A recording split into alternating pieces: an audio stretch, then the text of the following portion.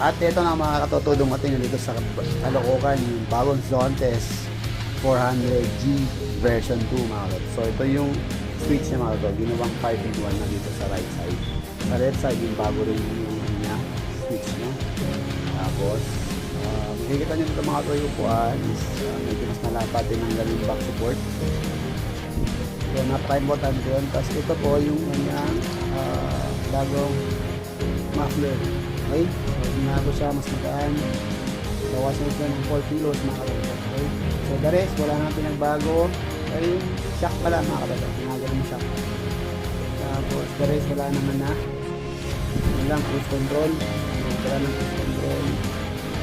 Yan, heated grip. Tapos yung paan yun mga kalabas. The rest, wala na. Yun lang, tapos side stand. Binago na yung side stand. Siya. Okay. Tapos, yung same pa rin nasa loob. Kung ano yung nakikita nyo sa V1, yun pa rin sa V2. Yan. Parehas lang mga katoto. Okay. Tapos, ano ba?